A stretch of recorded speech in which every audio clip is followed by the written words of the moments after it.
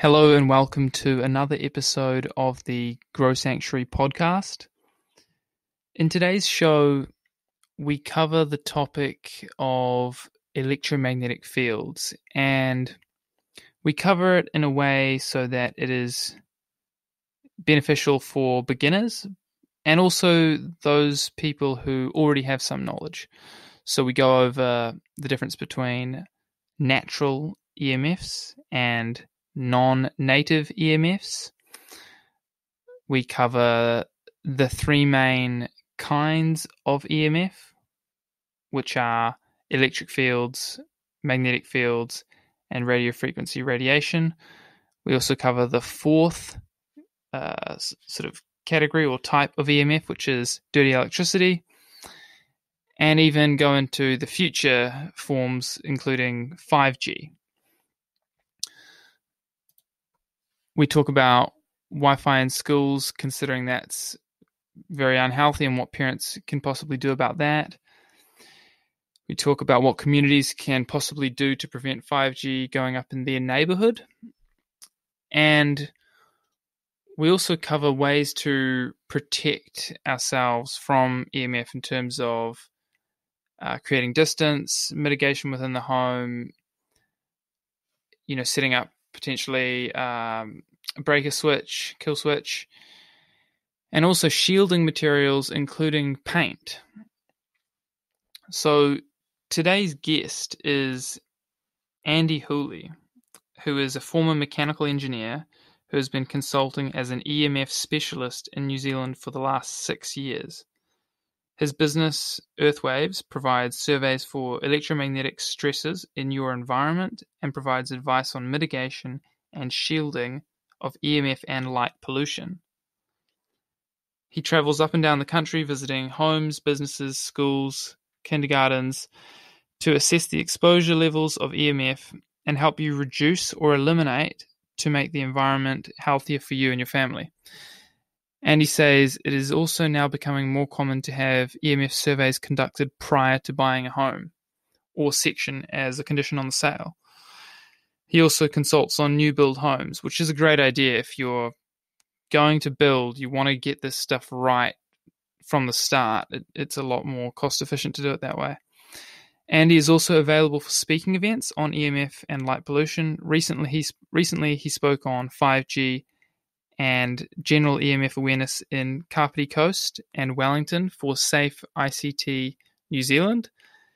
Being based in the Kapiti Coast, he regularly travels for work and his services are available nationwide. So it's a really good episode. It was a good revision for me, and I also learnt some new things. And Andy's definitely going to be on the podcast again, so this won't be his only appearance. Anyway, I think that's enough of an introduction. Enjoy the show. Hello, Andy, and welcome to the show. Hi, thank you. Thank you for inviting me.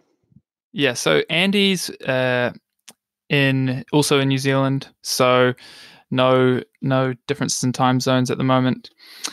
And we're going to discuss electromagnetic fields, or specifically the dangers of and health risks associated with non-native electromagnetic fields. So for a total beginner, Andy, how would you explain electromagnetic fields? So, we're talking about EMF being an electromagnetic field. So within the environments that we live in, within our homes and our businesses and schools, we live in our man-made electrical circuits and our man-made technology, and everything that we plug into a wall, everything that consumes power, creates electromagnetic fields. So this is just the natural byproduct of using the electric grid or using a wireless router. So currently, like in my home right now and where you are, we're surrounded by electric fields, by the electric grid network that we live in. And when you look at, ancestrally speaking, we we used to live in a very low EMF environment, the natural frequency environment, but now we all live in these indoor environments inside electromagnetic fields that are generated through all the technology and the infrastructure that we live in and we use every day. Yeah, so there's like the natural, which would be the sun, what comes from the sun, and the Earth's magnetic field, and there's like the Schumann resonance, and then there's the non-native, which is the one that we're specifically talking about in this podcast today. Yeah, that's correct. Yeah, so outside we have, we're intrinsically connected to the outside natural frequencies, the magnetic fields of the Earth that wax and wane throughout the day. As the sun goes down, the magnetic fields come out.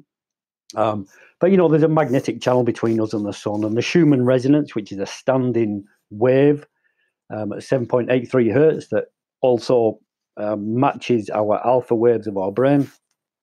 So we're naturally connected to these frequencies, and when we come inside our electric grid, we are effectively shutting ourselves off from these outside frequencies. So our body's always trying to find, where that natural frequency back is. So we're under stress right now, being inside this electric grid, albeit certainly in my house, I have a lot of things powered down. I leave windows open so I get natural light in. I have various circuits and lots of things powered down. But our body's under stress in these man-made, or non-native, as we call it, non-native electromagnetic fields. And we're always searching back for that natural frequency. Mm-hmm. And so, from what I understand, like there's about 4 main types of non-native electromagnetic fields: electric fields, magnetic fields. Then there's the radio frequency, which is quite a wide variety of those, and dirty electricity. Yeah, so they're your 4 main ones. There are a bunch of others. So I look for these, so I survey for these, and we can talk about a little bit about that after. So as you mentioned, there are magnetic fields, electric fields, dirty electricity, which we'll explain, and radio frequencies. So magnetic fields, I'll start off with electric fields. So inside your house, all of the wiring that connects all of your sockets and your light switches, all of the cabling that connects that, there's an electric field that comes from it. Even when your socket is turned off, even when you're not using it, the electric field always exists, and that electric field extends out 2 to 3 feet. And you can measure this on a body voltage. You can stand within that field and you can measure a body voltage on yourself. So there's always standing electric fields. The magnetic fields come into play when you start plugging things in and current is drawn. When you start drawing currents, drawing amps, you're then creating a magnetic field. So say, heaters, anything that draws a little bit more current creates, the byproduct is a magnetic field, and that extends out of the walls as well, out of your electric circuits. But there's much more to it than that as well. All your little plug-in transformers for your phones and laptops, there's magnetic field around it. All the magnetic fields from outside, from the power lines, they extend out quite far as well. The transmission lines, they extend out even further because they're drawing a lot more current. So there's magnetic fields all around us, and these are what we need to know about. These are AC, alternating current magnetic fields, so they're expanding and collapsing within the 50 hertz cycle that we have within the electric grid. And that is a non-native. It's not natural for us to be in this expanding and collapsing very strong magnetic field, and they're all around us as well. So I measure for those. Dirty electricity goes by a few different names in the utility industry. They'll call it dirty power. Electronic people call it electromagnetic interference. It's harmonic, it's distortions, it's all of these extra frequencies that jump onto your electric network in your house. But in the EMF world, we call it dirty electricity, and that's the all-encompassing name for it. So, for example, my laptop now, where I'm on a MacBook, the little black charging box, which is called a switch mode power supply, this converts AC to DC, so my MacBook runs. But it does that about 50,000 times a second, and that 50,000 or 50 kilohertz goes back out as a frequency back out into your electric network. So by me plugging in my MacBook right now, which is actually on power, I'm putting back out into my electric network a 50,000 hertz frequency. And that's the same with my other monitor and anything else around the house. If the TV was on, that'd be doing the same thing. So this is an extra frequency that's inside your electric network that I can measure and also can filter out. But it's just another example of a non-native frequency that we end up spending time in.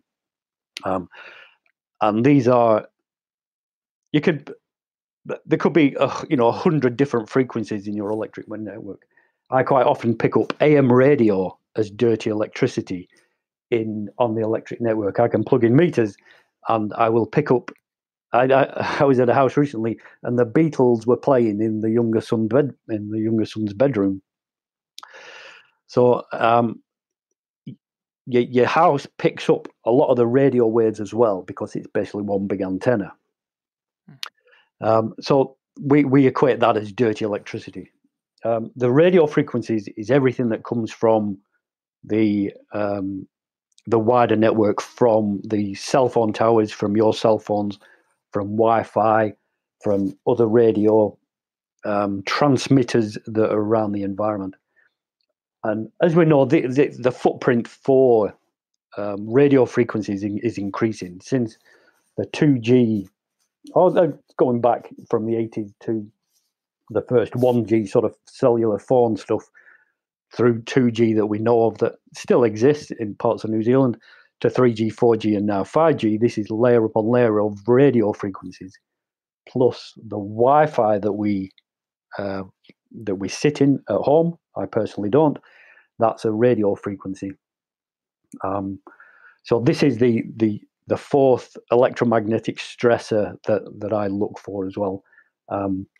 So I'll detect these and show you how to remediate and where to remediate. Yeah, and so I feel like that was a good explanation, but when I'm talking to people about this for the first time, the easiest one to explain is RF, so radio frequency radiation, because it's like you're transferring information from one area, one thing to another thing invisibly through the air. So, that sending that complicated information through the air is obviously going to have side effects on things that get in its way. And I also think that RF radiation is the most concerning. I mean, they're all got different issues associated with them, but the RF is what's increasing at the sort of fastest rate and sort of saturating our whole environment. Is that correct? Yeah, that is what we find with the radio frequency. Everything else that I just mentioned, the electric, the magnetic, and the dirty electricity, that's discretionary. We can control that to a large degree, certainly in our own home, except when there's an outside source coming in. But with the radio frequencies, apart from your Wi-Fi, which you can obviously turn off, what gets the infrastructure that gets built outside, you don't have control of. So therein lies that problem. So the radio frequencies that we're talking about here, if we go back to the non-native terminology, the non-native because the radio frequencies are modulated, the signal characteristics are altered mechanically, digitally, to hold packets of data and transfer that data around. So naturally, the radio frequencies and microwave radiation that we receive from outer space and that emanates from the Earth is all analog and is all pure sine wave. All of the radio frequencies that are being created now that are that we don't have control of are all digital, square wave, pulsing, polarized, modulated, and that therein lies the problem. That's the biggest issue that we really need to concern ourselves with. Is the signal characteristics have an effect on health because of the modulation and the altered characteristics. Mm-hmm. Yeah, I like how you mentioned it was a good way of describing it, that electric fields, magnetic fields, dirty electricity to a large extent are discretionary, that we can manage ourselves, but the RF outside sources we can't. And that's a really good point, because it brings up a whole lot of other issues, like it's sort of a breach of private property almost. And maybe it'll be seen like that in the future, because if you're actually getting energy pulsed beyond or into your boundaries, is that right? Yeah, there has been some cases of that in New Zealand already, with somebody being forced to cut down trees because it was blocking a Wi-Fi signal. But yeah, that's an interesting point, and hopefully, at some point in the future, the legal structure around that will help to define what it is when other radio frequencies are coming into your property and you don't want them. That's a great point. Okay, a little bit of a change of topic. I think a lot of people will be wondering, how did you learn about all of this, electromagnetic fields? I know that you actually have a professional background in engineering. Is that right? Yeah, correct. So I'm 51 now, and I've been in New Zealand about 21 years, I think. So I came from aircraft engineering. So all my family were involved with aircraft engineering. In the north of England, there's a lot of, or at the time there was a lot of engineering companies. So I came through the ranks with mechanical and production engineering. And coming to New Zealand, there wasn't a lot of that going on. So I transitioned into IT. So I spent 20 or 15 years in New Zealand being part of the IT industry. So I have quite a practical bent. I'm a hands-on kind of guy. But coming from engineering, I tend to be more interested in how things work, and then figure out why they work at the end. But I got into EMF through my own sort of health event. I ended up in hospital with carotid artery dissection, which is your main artery in your neck opening up on the inside and blocking. And after weeks and weeks of pain and headaches and things, then being misdiagnosed by a doctor, I ended up in hospital. And that was my sort of turning point. That when I looked at it, it felt like my life had turned upside down, being given bunches of pills and a lot of lies by the head of neurology. But when I started looking at it, looking at what happened to me, I actually realized that it actually turned my life the right way around. And that led me into sort of figuring out what happened to me.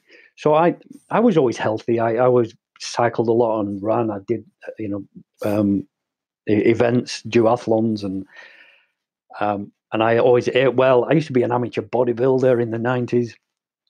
And I always thought I was doing things right, but it turned out that I was missing something.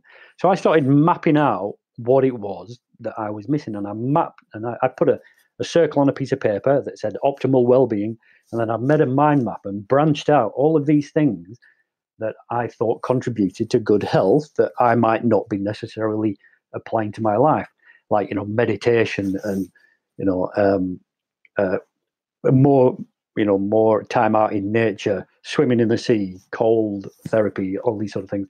And I came across earthing, and that led me into EMF. And it was my eureka moment when I first came across EMF sort of 6 years ago. I just suddenly realized that this is the most fundamental thing that we really need to be conscious of. And then when you break that down and understand that we are electromagnetic beings on an electromagnetic planet in an electromagnetic universe, you realize that this is the biggest thing since sliced bread. So that's what got me into EMF. And I moved out of the city from Wellington on the Capri Coast, and it allowed me time and space to retrain through building biology. But as a disclaimer, I'm not a qualified building biologist. I don't intend to be. I'm only interested in EMF. Building biology goes into a lot of other subjects, which I don't particularly want to get involved in. The top of the pyramid for me is EMF, so that's all I'm interested in. So that's how I got into this work. And when you start meeting other electrosensitive people, and then you start helping them out, and then it creates its own sort of world of its own. Yeah, and I feel like your background in aircraft engineering and then in the IT industry, that would have made your learning process for all of this a lot smoother. Yeah, it was really interesting when you start breaking down into within EMF. There's many other scientific disciplines that connect to it, and I started recalling things from school and from my college and Polytech days that all apply to the EMF world now, and it's really quite satisfying to tie in multiple sort of disciplines into one area, and it allows me to help people with the health, help people with their environments, and when you start doing that, it just becomes quite a satisfying. It's a satisfying job. Yeah, and on the topic of EMFs, what would you say are the most concerning health effects associated with exposure to non-native EMF?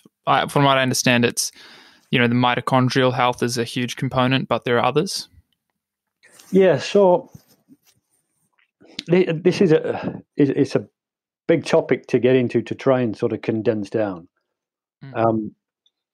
So it's very well established that EMFs for low frequency all the way up to the high frequencies have an effect on you.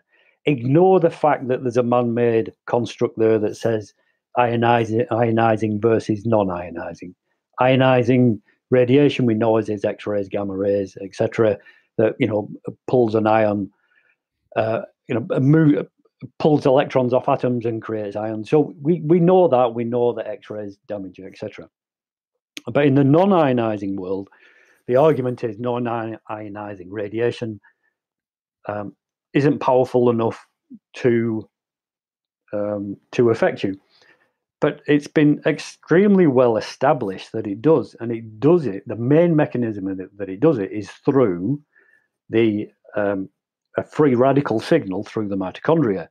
So the mitochondria being the energy centers, the organelles within your cells.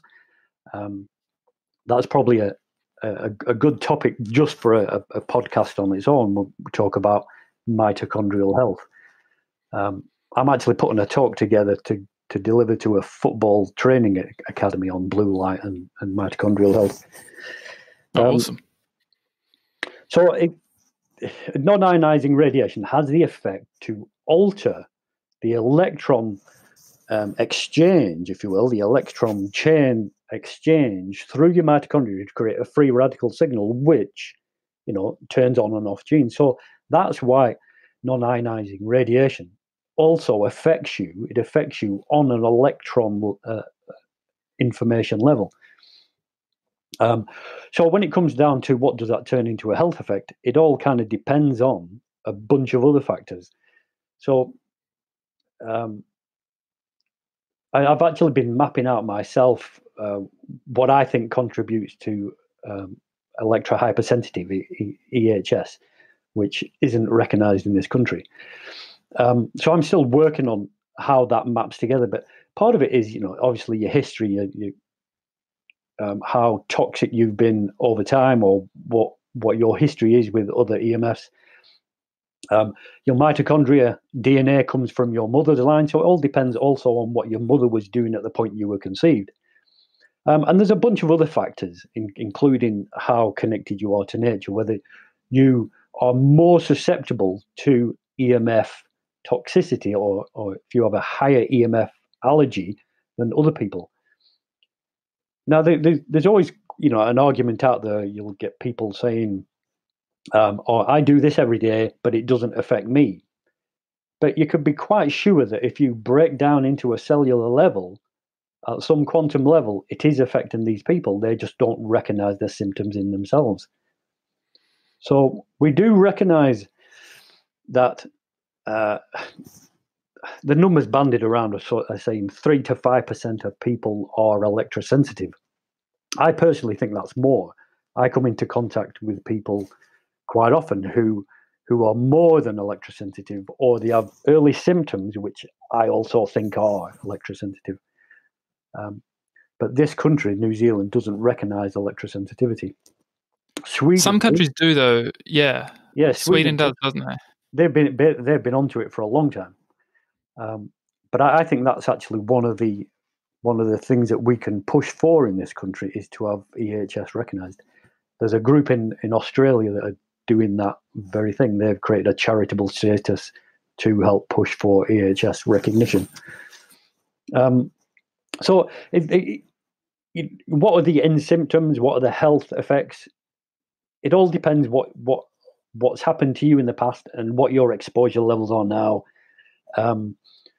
So if you're sleeping in Wi-Fi, if you're constantly putting phones to your ears, if you get on a train and travel to work, or if you're in school a lot in boosted Wi-Fi, there is a biological toll taking place every day. So what that leads to is a nebulous state of symptoms. It could lead to anything, because every symptom comes from everywhere else. It's all non-linear. So, but the early symptoms are, you can watch out for dehydration, and if you're, more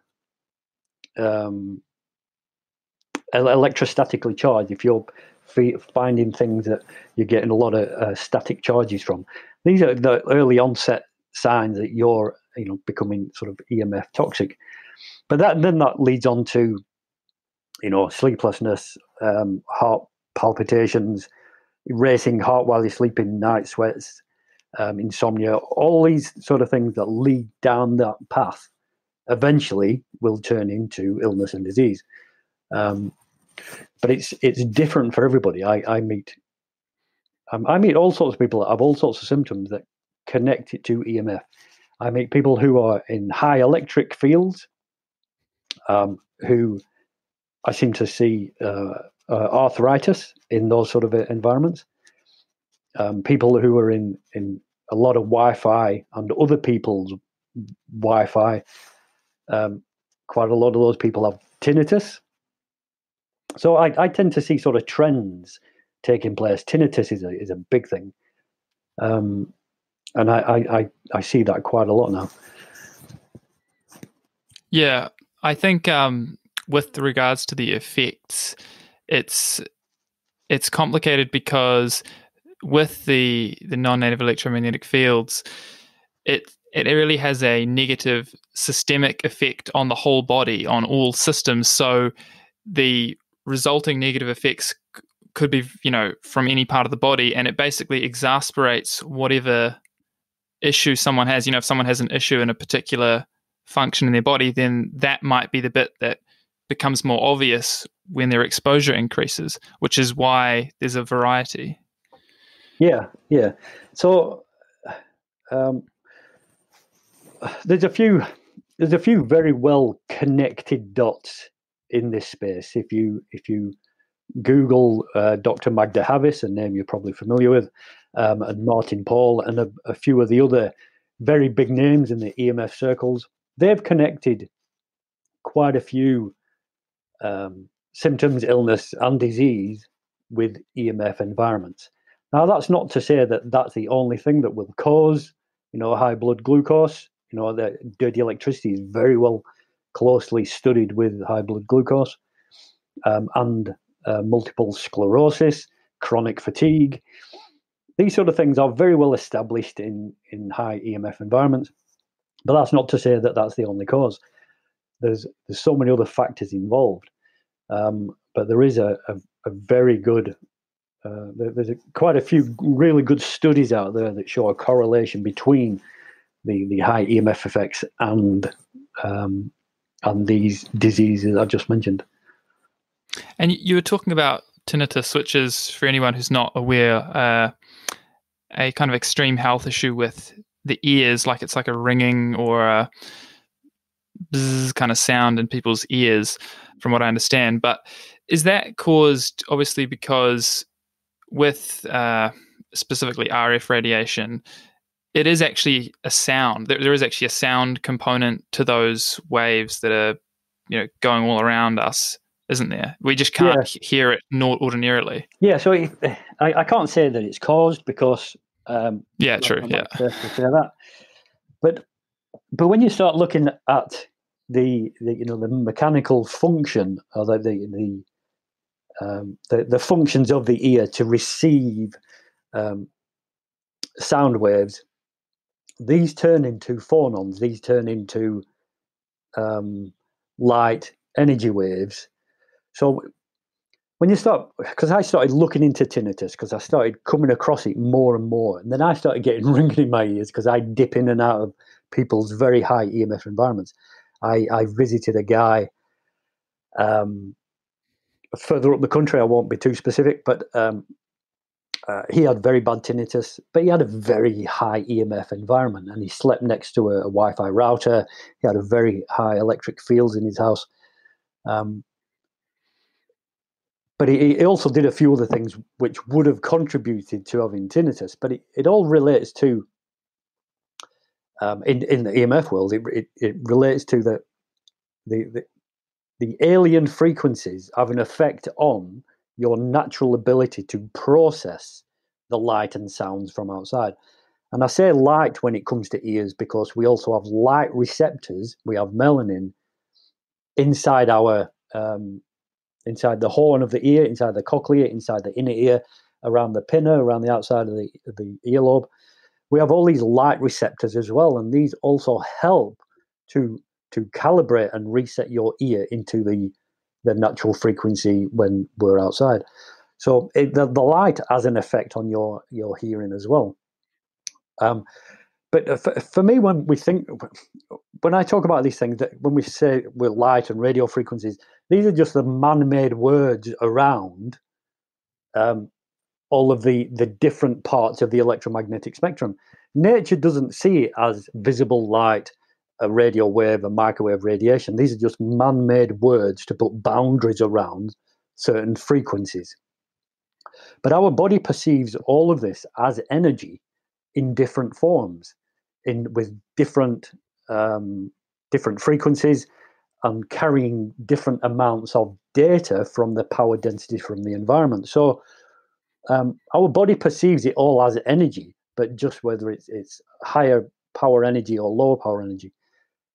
But for our human construct, we have to perceive it in with boundaries of words to create a construct around the various segments of it. But yeah, tinnitus is a really interesting thing, and I'm still diving into that. And Jack Cruz, a name that I know you're familiar with, he's written a blog on it, and I've read that a couple of times, and I'm still trying to understand the inner mechanisms of tinnitus, because I come across it so often, and every now and again I get ringing in my ears. But I'm trying my own ways to deal with it. I hum, I go outside and get my head in water. I ground a lot. I'm outside in sun. I make sure I hydrate a lot. So I'm trying my own things to deal with the little bit of ringing that I have after I've been in high EMF environments. Yeah, I haven't had any experience with the ringing in the ears or anything like that, but I've seen posts. I'm in a lot of health forums online, and people asking, "What do I do? I've got this problem." And one of the ideas that I've had for those people is what you said, getting your head underwater, like in the ocean, because from what I understand, a friend of mine was telling me that when you're underwater, I don't know if this applies to a bath, but at least in the river, lake, or ocean, it is a Faraday cage protecting us from this radio frequency radiation. And I think that's what gives people's ear a break finally, and it kind of mixes up the pressure as well, the pressure around their head. Yeah. I'm not too familiar with the pressure deal, but if you were on a beach and there were cell phone towers down the beach, and you get in the sea and then get under the water, you are protected from all the cell phone towers. So it's a perfect Faraday cage. It's a perfect conductive environment full of minerals, all conductive minerals. And we were doing that this morning, me and my wife. I'm on the Kapiti coast. It's quite a cold morning, but we were out in the sea prior to coming online here, and I'm still I'm still a little bit cold from it. But the sea is a great Faraday cage. It's one of the treatments for dealing with your electrohypersensitivity. You want to get out of an EMF environment, you get into sea. Yeah. I think like second best for people if they live quite far inland would be forest bathing, like getting in the middle of dense trees. Yep. Yeah. Getting out in the greenery. I was reading something the other day about the wavelength of green light being around the 530, 550 nanometers, the size of the wavelength, billionth of a meter. The green light has an effect on you. So the part of the forest bathing thing that Japanese doctors prescribe to people, and that we know intuitively does something for us, and that's why we do it when we're able.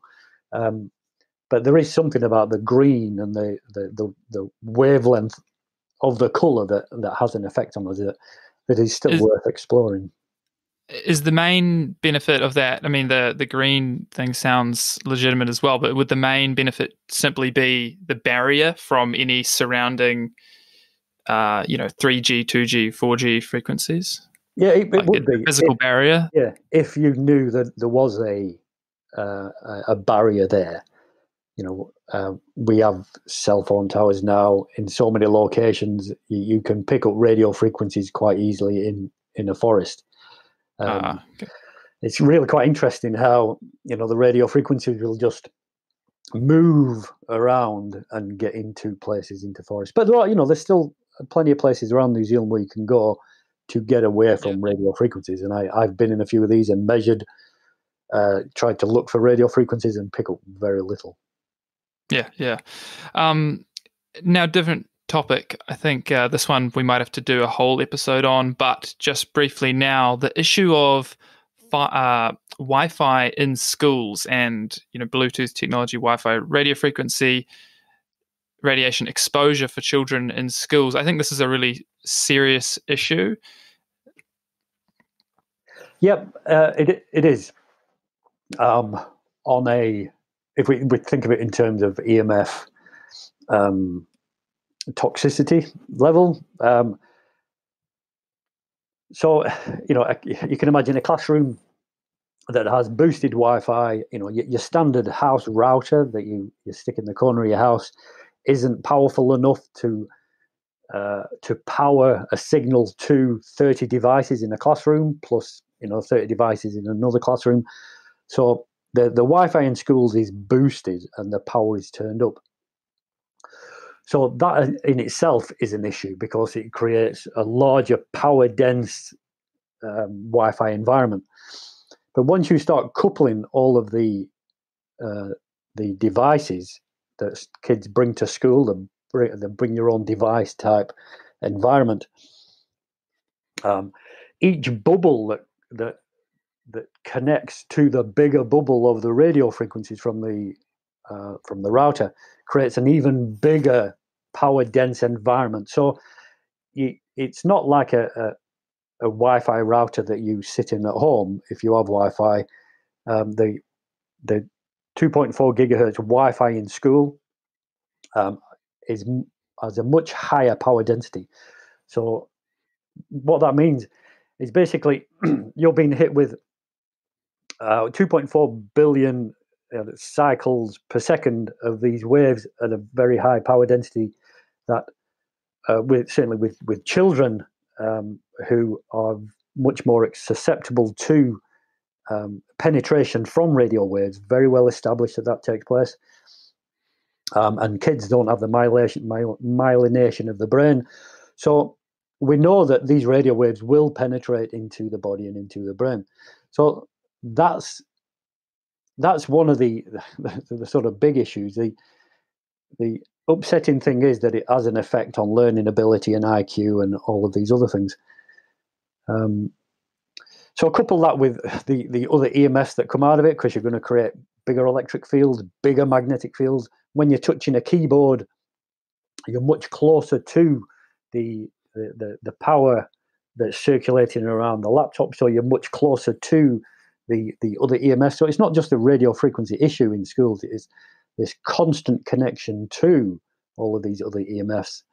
And this Wi-Fi is turned on 24/7. So as soon as a kid goes into a school,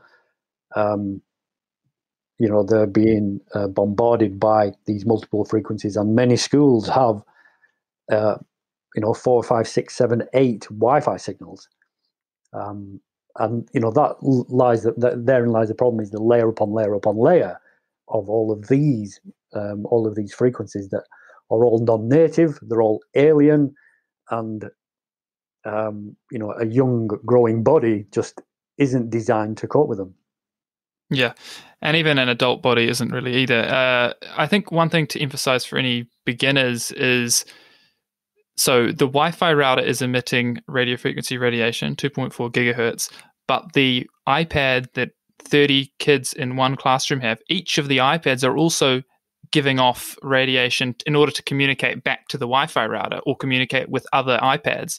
So you've actually got 30 wireless devices plus the router plus the booster, and that's just RF, right? Yeah, that's correct. So there's so many signals transferring backwards and forwards, pulsing, polarized. This is all, this isn't natural radiation. When we talk about microwave radiation, which this is really, the boundary between radio frequency and microwave radiation is, it's basically the same. The natural microwave radiation we get from space is attenuated, is decreased by the atmosphere, and it's all analog and very smooth, and we're designed to cope with that. In a school setting, you got these pulses between devices, like you say, between the antennas and the repeaters, which are happening, billions of times a second, and this isn't a natural environment to be healthy in. Yeah, exactly. And I know that a lot of schools around the world have either banned Wi-Fi or decided to only turn it on for specific times in some classes. And there are a lot of good schools out there getting informed about this, but probably that's 2%, 3% of them. I don't know. It's a very low percentage that are aware of this. What could parents do if they're learning about this through this podcast or any of the other podcasts or information on the internet, and they want to protect their child at school? What could they do?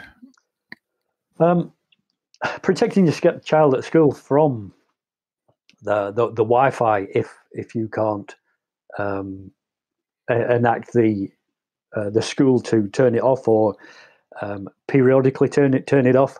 I came across an article recently where teachers have been successful in able to only turn on the Wi-Fi when they need it, and then when they finish using it, they can turn it off in the classroom. So that's a good alternative if parents can talk to the school about that. But in terms of personal protection, there is no pendant, there is no crystal that's going to protect you from this stuff.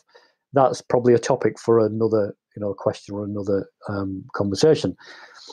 There is clothing, if you're really interested. There is clothing that you can wear that helps to attenuate, decrease the signal strength. I wear special clothing when I go out and do readings near cell phone towers. But that's expensive, and that's not that palatable because it's it's not a real solution. It's not a real solution. So dealing with it is really dealing with the after effects after the event. So when I think of it in terms of my kids, and one's just walked in now. So the real solution for dealing with Wi-Fi in schools is to mitigate it after the event. So when your kids come home from school, is make sure that they don't go and sit in the room and stare at a device and be in your Wi-Fi.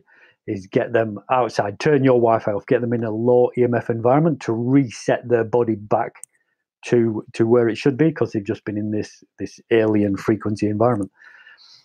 And that's what I do after I've been in a house and measuring high EMFs, is going back outside in nature and resetting your body back to it.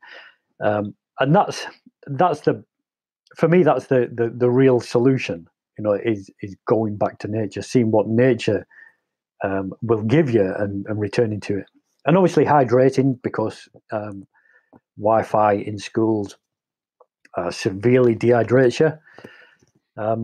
So making sure kids drink a lot of water, but you pick that up pretty quick when they come home from school really grumpy. Just get plenty of good water down the neck, and it's really about resetting back to nature to deal with that. I've heard that I know that there are Rudolf Steiner schools and Waldorf schools that they're some of the ones that are consistently stopping Wi-Fi. There are other non-Rudolf Steiner and non-Waldorf schools that do it, but those two brand of schools seems to consistently do it. But also, I think it's worth just reiterating that even if you were able to get to the situation where they turn on the Wi-Fi only for X class for 45 minutes, that's still way, way, way, way too much, isn't it? Really, it's a severe situation, isn't it? And I think you have to get a group of concerned parents to petition the school or something like that. Yeah, it is severe. That's a good word. It's high alert. We're on high alert with this stuff. The authorities will say that everything's fine and dandy, but even the New Zealand Herald last year, or might have been 2018 now, they published an article that linked a study to a Japanese study linking Wi-Fi with infertility. And if you actually dig into it, there's a lot of studies out there linking Wi-Fi to infertility. And if you look at the fertility rates around the Western countries, they're all-time lows, including this country. So with the schools, my two girls, or my two stepgirls, go to a Rudolf Steiner school, and they do not have Wi-Fi in all of the classrooms. The head teacher does, but there's no Wi-Fi in all the classrooms. But saying that, the Steiner school, the Steiner college, they've now included Wi-Fi. I did a survey for a lady who was part of the board, and she told me that they had just included Wi-Fi in their college, which is a little bit disappointing, because you'd hope that, based on Rudolf Steiner's teachings, that he actually has a quote, and I have it somewhere. He actually has a quote that talks about the electrification of the modern world, has a damaging effect on children's learning abilities. There are some schools out there that will listen to you, but the way the education system works now, they're pushing technology on younger and younger children to get them involved in this service industry of all being sat in front of computers. Yeah, it's a really extreme issue, and we'll definitely cover that in future episodes. So the next kind of topic would be 5G. So 5G, from what I understand, is within of the four main kinds, which electric field, magnetic field, dirty electricity, radio frequency radiation. It's a form of radio frequency radiation, but it's very, very extreme and very, very different to the forms of RF radiation we've had up until now, like 2G, 3G, 4G, and Wi-Fi and Bluetooth. It's much, much more extreme than that. Is that a good basic way of saying it? The future state is. The current state isn't. So this is where we need to be quite clear. I did a talk on this in October, I think, just purely on 5G, and spent 2 hours talking about it. So 5G being rolled out now around the world. I always find it interesting how every country suddenly roll these things out all at the same time, just like they did with smart meters, which is another good topic for a conversation. Yeah, the 5G that's being rolled out now by two of our telcos is in a frequency range slightly higher than what we currently use. So one being 3.5 gigahertz and the other one being 2.6 gigahertz. The 2.6 is really enhanced version of the old 4G network, but it's being rebranded. And the 3.5 gigahertz, I'm not going to name names, but this is, it's a slightly higher frequency, and it's effectively it's a marketing. It's a marketing scheme to get you hooked on having faster internet, etc.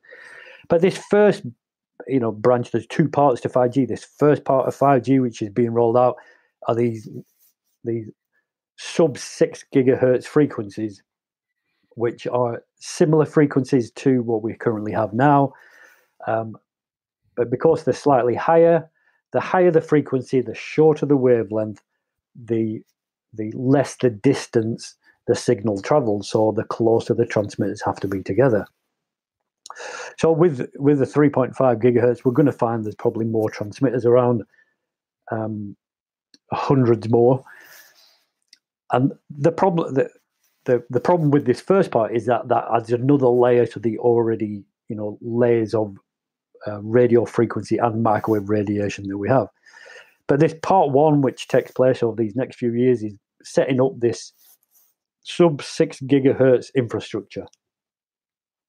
And then the second part is the part that we need to be most concerned about, and this is the millimeter wave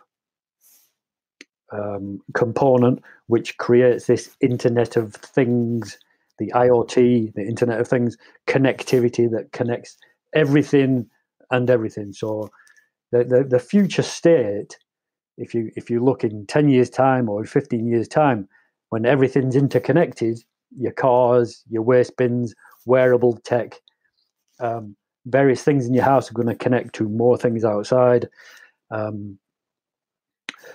When you look at this future state, you can see that all of this is going to be millimeter waves, and that's the single biggest issue, is this saturation of radiation at that level. And we know they're doing it. Even the current part one to the 5G, we know they're doing this without any consideration on biological or human testing. We know there is no evidence to say that all this is safe. There's plenty of evidence to show that there's harm, but the paradigm is that they only look at certain effects, which are the thermal or the heating of the skin effects. So to sum that up, there's two parts to 5G. The first part, which is taking place right now for the next couple of years, is rolling out this sub 6 gigahertz network, which will eventually lead to the millimeter wave transmitters. And this is the thing that is bringing the transmitters closer together. The transmitters on every lamppost is your millimeter wave component. But you mentioned the part one and the part two. I get that, and I think that's a very good description for what it's like in New Zealand at the moment. But I'm not super familiar with the details. But is it in some parts of the United States and maybe Europe or China that they're getting into part two already, aren't they? Are they not? I thought that it was. Yeah, they're into part two and three. Yeah, parts of China. Oh, okay. Parts of China are very interconnected.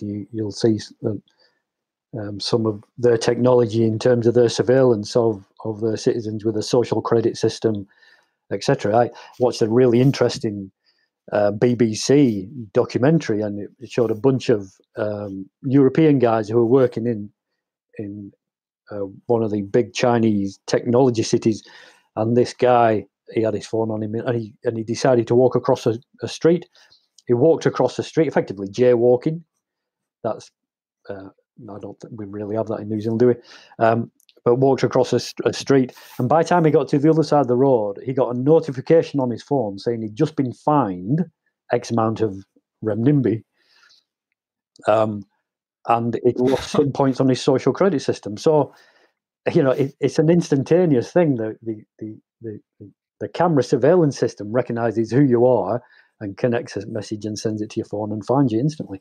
So that's happening right now and has been there a couple of years. So that's your 5G, super interconnected Internet of Things, high-tech city. And that's what's coming everywhere around the world if the powers that be carry on doing what they're doing. Yeah, and so for people listening, because I should have probably mentioned this at the start, but most of the information we've talked about is applicable to anywhere in the world, but most of my listeners are in, like North America, Europe, obviously just because New Zealand's population is so small. So one thing I think people should be aware of is that don't just take 5G information from another country and directly apply it to your situation. Your situation might be not as bad, or it might be much worse. They need to know the local specifics, don't they? Because really 5G is a brand. Within that, there is subcategories and lots of different things going on. Yeah, definitely. Yeah, New Zealand is quite unique in that way. We have quite unique, topology, if that's the right word. The way, the cities are, and where I am now, I've got big hills over there. I've got sea behind me. This is quite a uniquely situated little town. But every country is different. In like certain places in China, there are, like Beijing is a big flat city. That's very easy to transmit and put towers up and transmit signals across. Parts of in the Hutt Valley in the lower North Island, that to me is an area of high EMF. Just the way that it's a big valley and there's lots of towers in there, and radio waves just travel. AM radio is a land wave, and that just travels all the way down the Hutt Valley, and I pick up AM radio on every house that I measure down there. So the area that you live in is quite unique to how they're going to set up 5G. It's not going to be the same for every country or every city or every town. Yeah, and last thing on the 5G topic, we'll definitely do a whole episode on it. But what can people do? It seems like community action is really the only real solution, other than moving, which is just delaying the problem, really. Yeah, moving is while on the face of it, you're getting away from something immediate. You might be putting yourself in another position where something else could pop up. What can you do about 5G? You just be informed. Right now, it's about being informed and getting ready if you're so inclined to take action when the time comes. We need to know that this is happening rather than just be sold the message that this is going to be great for gamers and people who download movies, which is just a marketing spin to get the tech people involved.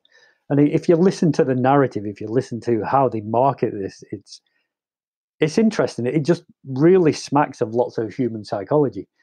But if you can see through that message, you can see what the underlying situation is. But the best thing you can do is just be informed. Connect to your local 5G awareness group. Connect to the EMF awareness groups on Facebook for this country and for whatever country you're in, and start talking about it with your family and friends.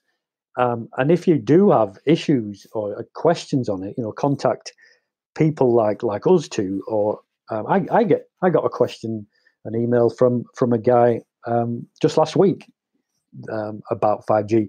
So I get questions, emails, texts, whatever, all the time from people who are just suddenly connecting to this message. And that's the best way to do it, is to create this network of information that can get spread really quite easy.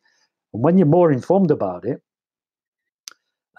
you're more likely to be, in the circle where you can actually take action when the time comes. Yeah, and I would just add that people can also, depending on which country you're in, look into legal action or getting in touch with a New Zealand, they're called general practitioners, a GP or a doctor, a medical professional, because I think that combination is really the way out of it. You have a community group, you have at least one medical professional, and you have a legal professional. That seems to have been worked well in Australia with the lawyer Ray Broomhall. So, yeah, in addition to just getting informed. Yeah, and it's worth keeping your eyes and ears on for. Are there any legal entities around that are picking up on the EMF issues? Certainly in New South Wales, outside of the Ray Broomhall circle, there are some other lawyers and legal groups that are willing to represent people who think they've been injured through radio frequencies or other EMFs. And on the Ray Broomhall thing, I think he's doing outstanding work. Ray Broomhall is a barrister in Australia who has found a legal channel to step through to assist people who are being affected by radio frequencies from, say, cell phone towers or other transmitters. And he's found a way to step through that. And it's worth Googling him and looking at his process, because he's apparently been quite successful. Yeah. And the next topic, you have a business that you run, Earthwaves New Zealand, to help people, I guess, consulting and help people mitigate, give them advice, and also provide physical shielding advice to people. Could you tell us a bit about your business, and then we'll talk more about how shielding for a house can actually happen? Because I think shielding on an individual level for your clothing when you're walking out and about is not very meaningful or effective, because you'll never have a complete, unless you're in a spacesuit, it's not going to be a complete coverage. But shielding in parts of a home, there is some legitimacy to that, because it's where you sleep and things like that. Yeah. So I run a business called Earthwaves, at earthwaves.co.nz. So I do surveys for electromagnetic stresses, including light as well. So I'll do light pollution. So the electromagnetic stresses that we mentioned before, the big EMF issues, electric, magnetic, radio frequencies, dirty electricity, and light pollution. So I come to your house, your business, your school, your kindergarten, and survey the area and map out where your higher emissions are, and show you what you can do about them, and show you how to remediate them. A lot of the remediation, people are always interested. What is the remediation? What can you do? Most of the things are very quite simple. Once you know it exists, you turn it off, create distance from it, or you shield it if you really need to be in the vicinity. Shielding obviously costs a bit of money, which we'll come on to, but the other two things are free. You turn it off and you move away from it.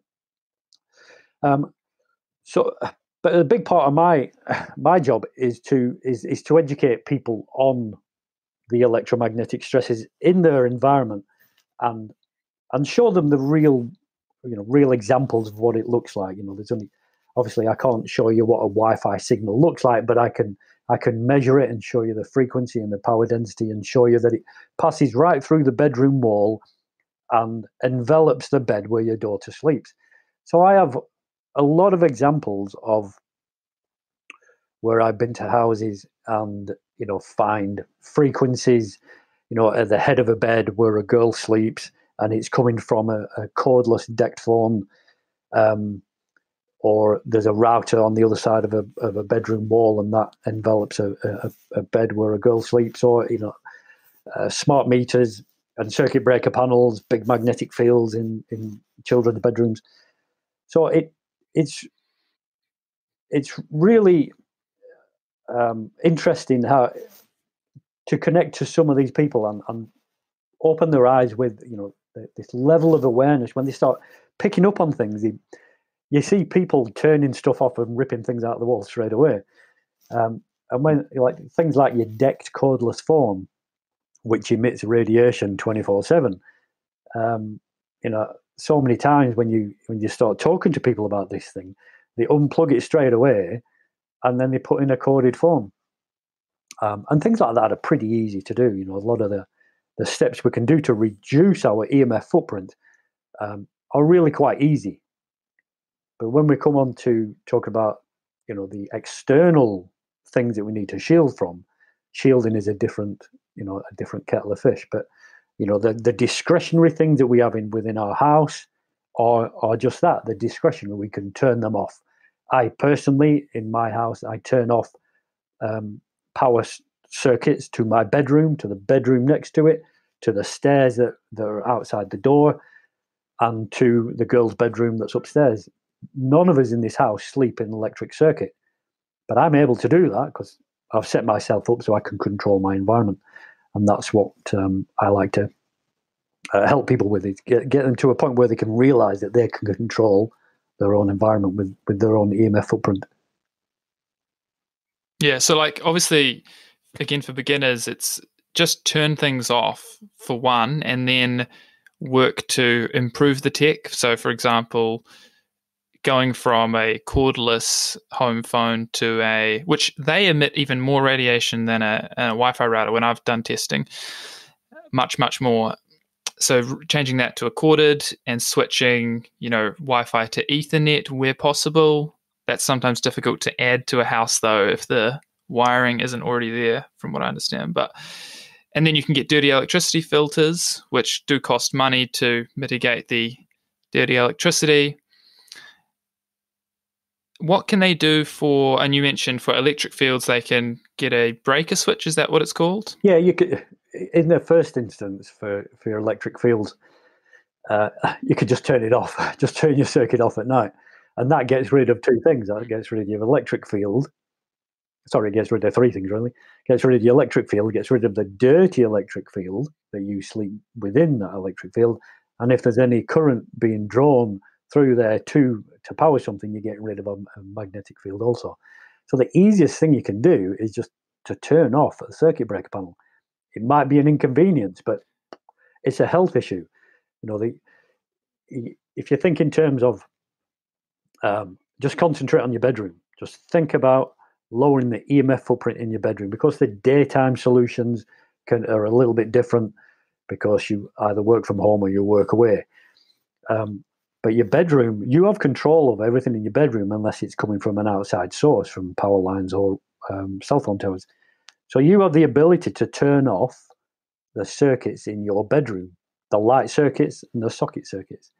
I've been in some houses where in the master bedrooms, there's so much wiring in the walls, 8 double sockets, dimmer switches, lights above the bed. You can imagine if you strip the walls away, how much wiring would be in the walls. And all of these are energized, and all of these add an electric field that you sleep in. So in the first instance, it's about lowering the EMF footprint in your bedroom so your body has the ability to at least attempt to get back to a natural health frequency to allow it to regenerate through the nighttime cycle. So as a priority in my business, it's concentrating on the bedroom area, and especially the children's bedrooms area. I was looking at a house recently, and the lady was concerned that a fridge was on the other side of the wall to a 2-year-old or 1.5-year-old child in a cot.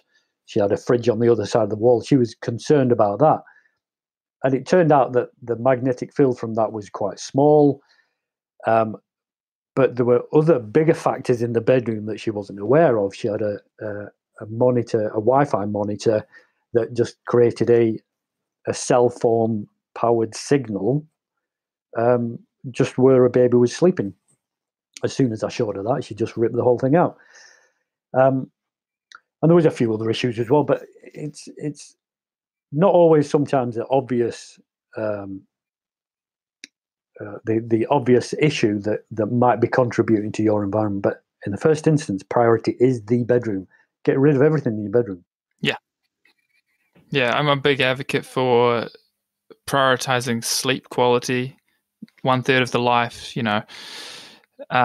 with regards to things you just mentioned, one point with the breaker switch or turning the circuit off, you mentioned, do you need to get that set up specifically so that it doesn't turn off some things like your refrigerator? Or can anyone do it as it is? Anybody can do it as it is. Your fridge will survive overnight, for true, 8 hours. The door's shut. Yeah. If for people who are very electro sensitive, it's depower the entire house. For people who are looking after, trying to have better health throughout the night, you can just turn off the circuits to your local environment. I'm lucky in this house, the circuit that powers our fridge and freezer is a separate circuit, so I can leave that on and depower other parts of it. So it is a case of looking at your circuit breaker panel and working out which ones you can turn off. If you can't turn them all off, at least turn some off. Lower that EMF footprint. Mm-hmm. Yeah, and the second point I had was with regards to wiring in the walls. You said that home, the master bedroom, had a lot of wiring in the bedroom. There is ways to, if you're new to building a house, which most people aren't in that position, then you can shield the wiring, can't you? So that even if it was on, it would be not causing any issues. Yeah. Is that correct? Yeah, you can. If you're fortunate enough to be building a house, and I have a fact sheet on this.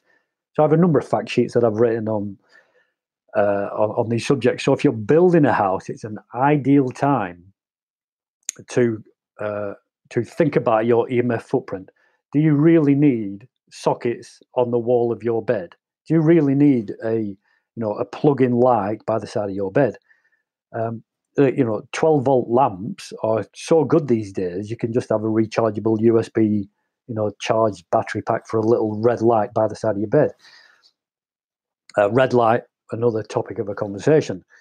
But when you start looking at where an electrician would start putting in sockets and wires, and you can start seeing where they run through all the studs inside the frame of the house, you can start seeing the network that would be the electric fields that you would be walking in and out of. And so, for in a bedroom, if you're building a house and you're putting in a new bedroom, you really don't want all four walls, if there's four walls in a bedroom, to be all electrified. Ideally, you want the wall furthest away from where you expect to put your bed to be the only electrified wall, if indeed you need electricity in your bedroom. Obviously, for some lighting, for downlighting. But do we really need sockets in the walls in the bedroom? You could just have one just for a hairdryer or whatever you need. But modern houses have such high amounts of electric cabling and sockets. You're just creating such a very large electric field that you live in. I looked at a house recently in Waikanae. Beautiful modern house. All these modern houses are nightmares for EMF, for the amount of EMF that you have in there. Because modern houses have so much electrical wiring and so many switches and dials and control panels for underfloor heating, for air vent systems and dry air systems.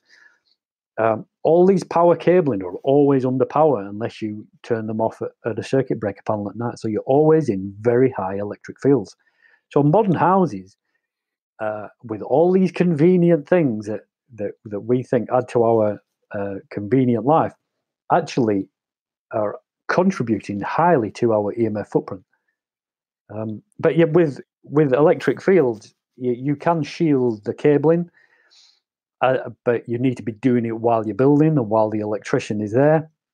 These materials are are difficult to source in this country, but you can get them overseas. I personally don't sell them, but I direct you to where you can, get the best deal. I've tested many materials. I buy materials in for my own use and test them, so I can actually, show people and tell people which are the best materials. I can't recommend anything personally unless I've tested it. Anything from light bulbs. I have an amber LED light bulb here. I test that. That's full of dirty electricity, but it's got a nice light spectrum. So I test all sorts of things, and this way I'm able to better inform my clients. Yeah, and I'll just say for what you're doing in your home, especially if you're an absolute beginner, in terms of return on investment for your health, the biggest things you should be focusing on are the wireless, right? The RF radiation sources, Bluetooth, Wi-Fi, anything that has wireless capability, because that's always going to be, is it correct to say that will always be worse than electric fields? Well, yeah, it also depends. It's hard to say whether it's worse or better. There's an effect from all of this. There's a biological effect from all of this. As we mentioned before, it depends on your what's called your N=1, your base position and where you're coming from. So I'm not going to say something's worse than something else. I'm just going to say it's all affecting our biology. Yeah. So, but biggest bangs for your buck are turning Wi-Fi off. Do you really need Wi-Fi to a TV, or can you not stretch a cable? Do you really need a Chromecast emitting Wi-Fi from the back of your TV all the time? The biggest bang for your buck is turning off your wireless transmitting devices if you're not using them. If you still want to use Wi-Fi, you can dial down the power, because there's power settings within the settings of the router. You can dial it down from 100% power to 75 or 50 or 25% power. That's quite an easy fix. And a lot of our modern internet connections now, we're getting two Wi-Fi signals. A lot of people don't actually realize they have two Wi-Fi signals, a 5.8 gigahertz and a 2.4 gigahertz. And a lot of people don't use both of them. Why we need two is still beyond me. It's a speed thing and a capacity thing, but you can get away with just one. So the biggest bang for your buck is turn off one of your Wi-Fi signals and lower the power on your router if you still really need Wi-Fi. But then put it on a timer so it turns off at night. That's your biggest bang for your buck, and that is all under your control. That is a discretionary thing.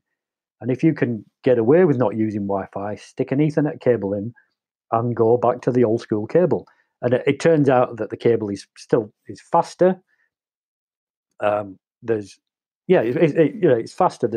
less technical complications with it. You're not going to get dropped signals. It works a lot better than having a Wi-Fi signal. And there's also the psychological aspect. I'm on an Ethernet cable here. I feel much better because I know it's wired. If I was sat here on Wi-Fi, knowing what I know, I'd feel bad in myself that I'm doing this to myself, if that makes sense. But they're the biggest bangs for your buck, because that's all discretionary within your control. Yeah, I had someone contact me about the two signals on the Wi-Fi router issue. They had a new one, like kind of not forced on them, but like they were told by the utilities people that it was necessary for some reason, and it had two. So it has the 2.4 gigahertz signal that's coming off, and then the 5.8 gigahertz signal coming off. And the reason they were told is it's useful for people who have Airbnbs so that they can give the guests the lower one and keep the faster one for themselves, or the faster one for themselves and the lower one for their kids, or whatever. It's just a stupid reasoning like that, so we can pay their thousand twice as much or more than twice as much. It's just marketing. Yeah. So when you're talking about decreasing the power of the Wi-Fi router, that would also be you'd log in online with your telco provider, and that's where the same place where you can turn off the 5.8 gigahertz and just have 2.4, and then you can decrease the strength of the 2.4 to 75% or 50%. Yeah, you go into the IP settings, It's usually 198.100.68, something like that. If you're not aware of it, it's not in your instruction manual, just give your provider a call and they'll give you the IP settings. Very easy to get into, very easy to navigate through. And in there, you can see the split between a 5.8 and a 2.4 in the menu. And just 2 or 3 clicks, you can have it disabled. And you can test that by looking at the little yellow button on your router. There's usually a little yellow LED or a coloured light on your router that says Wi-Fi is on. Have a look that goes out. Mine's always disabled because I disable it in the settings, but every now and again I'll just look at the machine, make sure that the light hasn't come back on, because every now and again it does do. But just going to the IP settings, it's quite easy to navigate. And if you can't do it, your provider should be able to do it for you through the phone support system. Cool. Yeah, and so we've talked about the discretionary exposure, things you can control inside the house, and the advice that you can give people on that, which they basically can do today, turn things off. For the more complicated external stresses, things coming from outside the home, maybe a 3G cell tower nearby 4G, maybe it's one of the new 5G ones, they've chopped down some trees on your street and put a 5G tower up. What can someone do in that case? Like, what is the materials that block this stuff? What's it made of? Yeah, so there's a bunch of things you can do. The materials have a metallic compound, have a conductive material within them. But if you're in the horrible, unfortunate situation of having a tower going up very close to you and you're very concerned about it, and you want to shield from it, the first thing you need to do is figure out the size of the problem. You need to do some readings to understand where the highest readings are and which walls, if you do want to shield. So, you can just throw up tinfoil, that will help initially. But ideally, you need to know the size of the problem. And then once you've shielded, you need to know, has it worked? Because you need that peace of mind as well. But the materials, there's a bunch of different materials. The new ones are coming out all the time. It's a really great emerging market. But as I say, I don't sell the materials. I'll just point you in the direction where I think the best ones are, and they are all overseas. And I do have some samples that I show people when I visit them. But one of the main go-to ones for radio frequencies, to block out radio frequencies, is a shielding paint. Shielding paint, some are carbon-based, some have a metallic and so like iron oxide base in them, even sort of zinc oxide. You can get actually a spray can, a zinc oxide spray can, and that has a conductive quality, that has a shielding quality to it. I've tested that. I've made test boxes and sprayed them in this stuff and then tested them, and you find there's a shielding quality to it. So there's a bunch of things out there that does it. But the main shielding one is the shielding paint, but it's purposely made, and it's black gooey stuff, and it looks horrible when it goes on. And if you get it on your fingers, it's hard to get off. But it does a good job. Does it block 100%? Depends on the circumstances, but it attenuates or decreases the signal strength considerably. Couple that that's on your walls, but you have to remember that when you put shielding paint on, it needs to be earthed. So there's always like a thin copper tape that goes around the wall to create that footpad, the footprint on the wall, and then that's earthed either through a grounding stake or through your electrical network, if your electrical network has a good enough earth. It's earthed because it also acts as an electric field shield, because some of these paints are electric and radio frequency, so they will block the electric fields in that wall as well. Over windows, you put films. You can get these films that just slide over, but ideally you need a professional to do that because it's a bit fiddly. For your curtains, there's material that you could put into the linings of your curtains. So ideally, you need all those three things to block a wall or multiple walls from the incoming radio frequencies. And that will get rid of 95 to 99% of the radio frequencies. On the flip side, if you do that and then you put on Wi-Fi in your house, you have just created an even bigger problem. Oh, shit. So if you have Yeah. EMF issues on the inside and then you block the outside stuff, you've just created a Faraday cage in which your frequencies bounce around and make it even worse. So that's where I come in to help you step through that process. And I have a number of people right now who are going through a shielding process because of a cell phone tower that's appeared in the street. And so we're going through that process now. Every house is different, but they're going through shielding paints and fabrics and films on the windows to block out this hideous tower that's appeared in their street.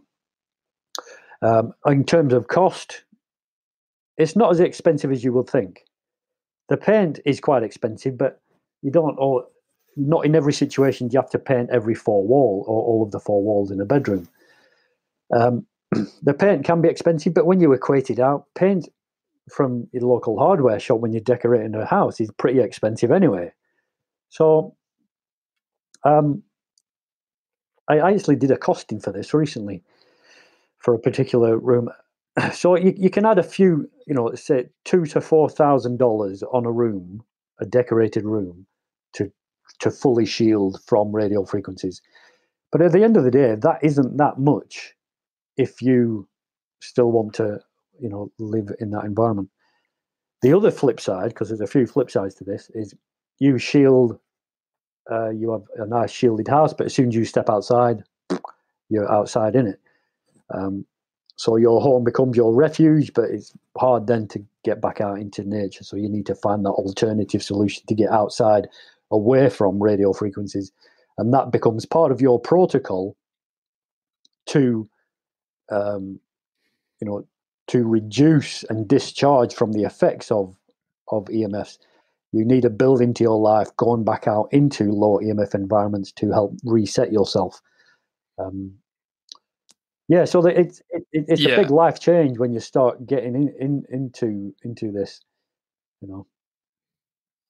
I was going to say, like, 3 points. One, is this the black paint that I've seen online? I haven't used it. Is it black? Yeah, it's black, yeah. Does it have to be black? Because, that's going to put off a lot of people as well. You're painting your bedroom black. Yeah, well, it does. Can you paint over it again with a normal color? Yeah, you do paint over it, yeah. Yeah, and some of the paints you need to go over it have to be like latex based, or there are all within the instructions, within the rules of the painting. There are plenty of options to paint over it. You don't have to have a gothic bedroom. Okay. And it lends itself to to be painted over quite easily. It's not as crazy as you could imagine a black wall and then having to repaint over it. But the other thing I thought of. Sorry, go on.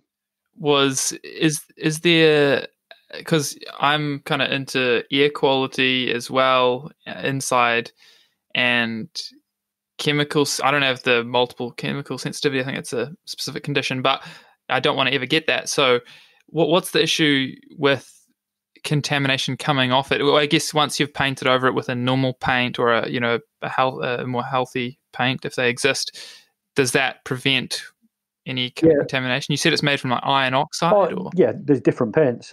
Some you do need to, cover over with latex paint, and that helps to seal in any chemicals and things. Other ones have very low volatile compounds, VOCs, I think what it's called. Okay. Yeah. So it depends on your application and what you're really looking for. If you are a chemically sensitive person, you would go for a low VOC paint. That might be a little bit more expensive and might not necessarily protect you as much as the other paints. Every situation is a little bit different, and the end user is, it's up to them what they want to get. But I can step them through that process. I won't apply the paint. I won't apply the shielding. I am not an electrician, so I have my own boundaries. But I can instruct and work with, your local contractors to get them, applying the right materials and stepping them through the right processes. Yeah, I'm sure there's other people having this thought right now that, why are we even in this such stupid situation where we're going to have to, because there's environmental pollution on our street, we're going to have to use special paints and shielding material for curtains and window filters, I think you mentioned, screens, when we could just turn the things off or not have them in the first place. It seems like for most people, unless they've got, even if you had a lot of money, why would you you'd probably just want to move, instead of the effort involved with doing this for a whole house. And then when you walk outside, like you mentioned, to, do some grounding in the morning or get some sun in the morning to set your circadian rhythm, you're being exposed. Yeah. The paradigm that we live in, as we said earlier, awareness of this is one of the biggest things that you can, bring into your life right now. If you're aware of it, as we are, we can step around it. I know where the local cell phone towers are, so I avoid where I can driving past them or being in their vicinity. I control my own environment. I get in the sea. The awareness of this means that the other conveniences of life have to be set back. But what is that? That's a marketing spin for just sitting on my backside and watching something on TV more. Sorry, I lost my train of thought there. No, you're just saying how like we're gonna have to put aside some of these quote unquote conveniences that we think we need in order to live an optimal, healthy, normal life. Yeah, the paradigm which we're in now isn't going to change in our lifetime. Really, I am more optimistic than that. I don't know. Maybe I'm too optimistic. I don't think it's going to change enough based on how we talk in terms of radio frequencies doing this, that, and the other, and we need a shield. I think the awareness will grow, but the policies and change, from the top down, will be really slow, and will take decades. It's the tobacco industry stuff all over again, isn't it? I think it will change. I mean, I think like, the electric and magnetic field, like in terms of how we get power around and in the house, and that there's an issue there with AC and that stuff. I think that is going to be much, much, much more difficult to change. And that's sort of not okay, but that's not the main concern anyway. Like, I think if we can just get back to like 3G as like the most that you ever get, or 2G, and reduce all wireless tech, Bluetooth tech, and we and dirty electricity, and we just have a bit of electric and magnetic fields, I think that would be basically a huge improvement. And if we could just get to that stage, like we don't have to get to 100%. Yeah. I tend to think of it in a different way, in terms of the levels of exposure, the layers of radiation that we have no control over. This is all unconsented. It should be consented. If I came across something recently, like slightly off topic, but some pop stars like Madonna and somebody else, they're not allowing cell phones into their concert, and you put it in a special pouch that only can be unlocked when you go in a special room. And I like the idea of that. Is if you want to use a cell phone, you go over to this area here. It's creating that, like a smoke-free zone. It's your wireless-free zone. Exactly. I like the idea of that. I think that's much more doable because the entire infrastructure that's in place, you can't just suddenly get rid of overnight. We know all that stuff. But I like the idea of allowing a community to be wireless, to have low wireless or Wi-Fi free. Wi-Fi also including cell phone towers, etc. And the good thing in New Zealand, we have fibre optic cabling everywhere. Where I live on the Kapiti Coast, we've just had fibre optic laid everywhere. We need to use that more rather than just so some dude can have 2 Wi-Fi signals and faster internet in his house. We need to be making better use of that infrastructure rather than the wireless technology and paradigm that they're throwing at us now. So there are fiber optics. You go on. I was just going to say there's a few options out there that can be pursued that will help to lower all of the radio frequencies around here, but that needs to come from the top down, because I think the bottom up, in terms of protest and activity from the bottom up perspective, can struggle to get the weight behind it and actually enact change at the government level. I think with regards to new things, it's definitely possible. They did that with genetically modified tech in New Zealand a while back, and I think we could prevent maybe the sort of second phase of the 5G issue in New Zealand and in some countries, especially in rural areas. But I think you kind of have to seed Auckland, or you have to seed Sydney. You can't win trying to have New York or LA.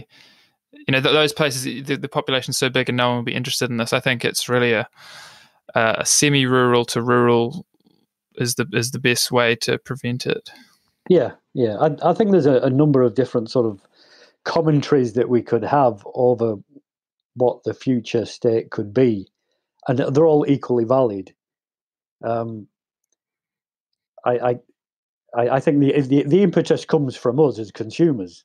So the more people that are aware of this, the more people will or will not buy the products. But for me, there's an awakening here. We need to waken people up to the fact that what is marketed to us is just a way for somebody to make money. I know you can get into this all sort of paradigm here, but essentially that's what's happening right now. But it's laying the path for the next technological revolution in terms of the Internet of Things. Do we really need that? I personally don't. I'm actually lowering my technology and my connectivity to the technology as it grows.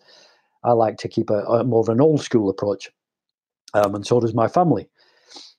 But the Internet of Things is coming, whether we like it or not. But it's how that awareness grows that changes the adoption of that. Yeah. Well, I think this has been a really, really informative episode. I'm sure people who are beginners and people who are even experienced will have got some value out of it. I'm really glad you came on, and we should probably do some more of these. But where can people, just to finish off, where can people find your work, get in contact with you, read those blog posts you've made, things like that? Yeah, so I have a website, which is earthwaves.co.nz. And my contact details are all on there. I do have some blogs on there too. I've got about 10 other blogs that I'm writing. I've written quite a bit of material here and there because I also have hopefully this is all right. I have a blue light glasses store as well, but we can talk about that another time. But my main job is EMF surveys and helping people with the electromagnetic stresses in their environment, and all of those contact details are on earthwaves.co.nz. Sweet. Well, thanks for joining today, Andy, and see you again. Thank you. We'll see you again.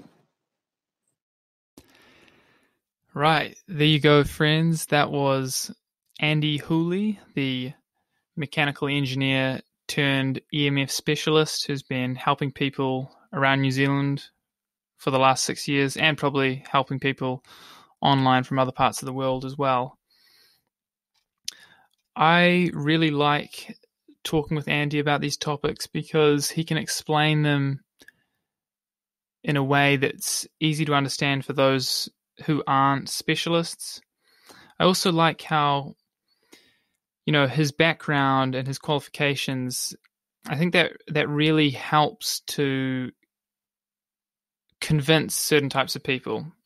Some people, they're not going to take my advice when I say your Wi-Fi router is contributing to poor sleep, but when they hear it from someone like Andy, I think for some people, they will be more likely to take that advice. It's just the way human psychology works. And, this episode, it's a really good example of why I wanted to start this podcast, because I've been having these conversations over the years, and recently, sort of in 2019 and late 2018, I was thinking, I should really be recording these, or, somehow transferring this knowledge that I'm picking up and spreading it to more people, and making it available to more people. So that's exactly what I'm doing now. And particularly with the topic of this episode, I'm interested in all aspects of health, and I'll be having environmental people on the podcast, farming people on the podcast. But, if I had to say which is the most important issue that we all need to get into the mainstream, it is the non-native electromagnetic field issue. It's really a terrible problem in society that's getting exponentially worse every day because of the number of Wi-Fi routers, Wi-Fi boosters, Bluetooth technology, smart appliances, all these things giving off excess radiation, totally unnecessary. We can totally get by and have normal, healthy lives without them. But these things are increasing on a daily basis. And so it really is important to get this specific topic, EMFs, into the mainstream as soon as possible. And, I really wish that more of the mainstream natural health people, the sort of people I'm talking about with, huge accounts, 30,000, 50,000, 150,000, subscribers, these sorts of people, a lot of them, the majority of them, either, I don't know if they just are completely unaware of this issue, or they're unconvinced that it's important, or they just don't want to talk about it because it's slightly controversial. I'm not sure of the reasoning, but, there's a lot of those people who, with massive reach, massive audiences, and they don't touch on this issue at all. They don't touch on it. And that's really unfortunate, because if they used their influence and their large audiences and spread this information, we could easily solve it in a few years, I think. Just getting the information out there, people turning Wi-Fi routers off, switching to Ethernet, switching to wired wherever possible, turning off Bluetooth tech, But yeah, they don't seem to want to talk about it. And that's unfortunate. So if you want to help me out and help out, society, then spreading this podcast, sharing it with your friends, family, sharing it online, that would really help speed up this process. Andy is a little bit less optimistic than me. I do genuinely think that, if we had the right people in charge, we could solve a large portion of this non-native electromagnetic field, non-native electromagnetic radiation problem in less than a decade. Just think about it. We'd get all the Wi-Fi routers that either be, mandated to be switched to Ethernet only, wired only, or, the ones that can't do that, we can just recycle the plastic. Massive education policies on, turning Bluetooth off, wireless functions off. Any new smart devices that were going to come to the market can be taken off, and the people who invented those can invent something better. A lot of these problems we can solve quickly if we put our minds to it. Now, if you're interested in checking out more of my content, I'm on Instagram at Grow Sanctuary. I have this podcast, obviously, YouTube, Grow Sanctuary. I share a lot of videos and kind of screen recording and helpful tips on a wide range of topics. And then I also have a website, growsanctuary.com, where I sort of collate all of the other content that I'm doing on these other platforms. And on the website, I also have a page where I kind of share resources that I think would be beneficial for you in terms of accounts that I follow, people I get information from, organizations that I get information from, and products that I think are really useful.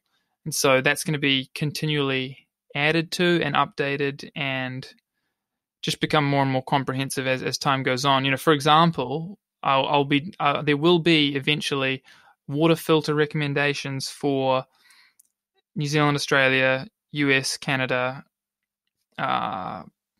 Europe. I mean, those are just the countries that speak English, so that's where I'm sort of the kind of sphere I'm working in. But I want to have recommendations for all countries up there, so that people can choose one that's local and start filtering water. So there's going to be a lot of information put up there over the coming months. Now, on the topic of EMF, in terms of measuring it and where you can start at home on your own with limited knowledge, basically there's EMF meters, right? And so you can get. We mentioned in the podcast there was 3 main types of EMF: electric fields, magnetic fields, and radio frequency radiation. And then there was the 4th type, which was dirty electricity. So what you could do is you can get a specific EMF meter for each type of EMF. So one for electric fields, one for magnetic fields, one for radio frequency radiation, one for dirty electricity. And you could do that, and they would be more precise, but that would cost you a lot of money. So what most people advise, not just me, is that you get, for beginners, just for one household, to use on your workplace, the schools that your children go to, your home, bedroom especially, just get one EMF meter that will measure the 3 main types, so electric fields, magnetic fields, and radio frequency radiation.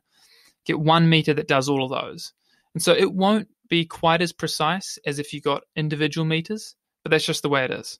They're good enough, more than good enough, to help you assess your situation and make some positive changes. So the one that I use, I've been using for over a year, is the Cornet ED88T Plus.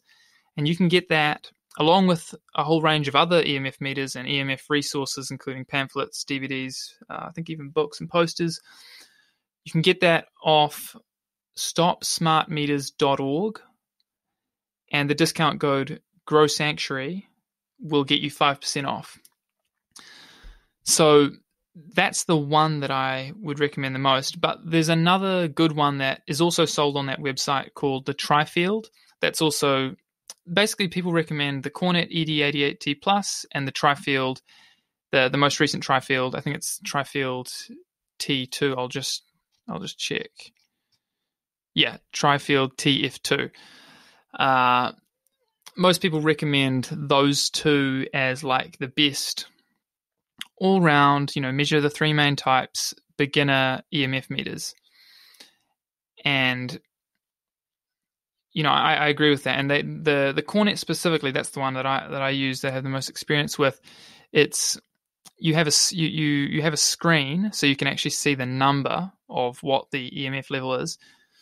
And what I think is so useful is it has LED lighting to help you understand like safe, unsafe, extremely unsafe. So it's got green is safe, yellow is unsafe, red is extremely unsafe, sort of like.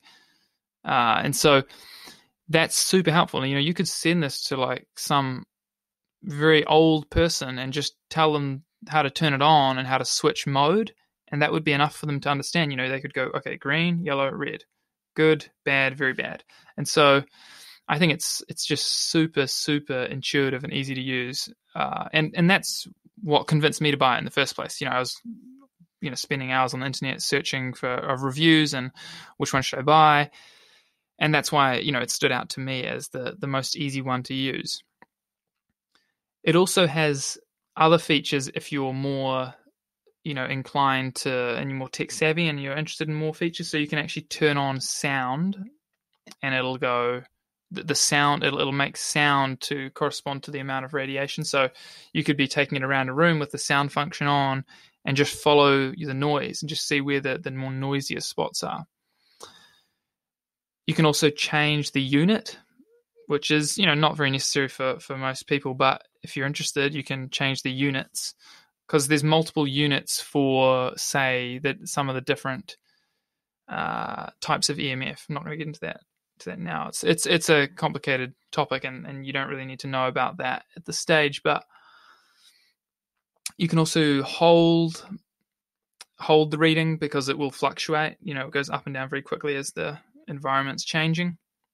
But yeah, that's the best EMF meter, I think, on the market for beginners, for a household. And it comes to, it's only it's $190 US, and then 5% off that, and that comes with a 1-year warranty and a case for it, which is good. And just last thing I'll mention, the reason why it's really good and why I partnered up with stopsmartmeters.org is because if you buy this meter off their website, they pre-calibrate the LEDs, the green, yellow, and red, to match the building biology standards. So I'll probably have to make a separate YouTube video explaining what this means, but basically I'll attempt to now. If you get this meter from another website, it will only go red when it exceeds the mainstream establishment safety standards. But if you buy it from stopsmartmeters.org, they've pre-calibrated it, which you can do yourself if you buy it from somewhere else. So it's not, don't worry if you've already bought one. You can they pre-calibrate it so that it goes red when it hits the extreme concern for the building biology guidelines. And the building biology guidelines are like the true guidelines for health for relating to EMF. So you got like the industry standards, which is why we're in this terrible situation where you can have high levels of radiation. And it's technically okay. It's within the law, within the guidelines, within the health safety standards. And then you have the good standards, the real standards that are based on biology. And that's called the building biology standards. So that's just another thing to keep in mind. But yeah, if you're interested in getting a meter and you have any questions, check out my YouTube video. I've got a YouTube channel. I've got videos up on that meter. And also you could send me an email, growsanctuary@gmail.com. Make sure the subject line's clear, or message on Instagram. And I think that is quite a long outro, but hopefully it was helpful for some of you. See you in the next show.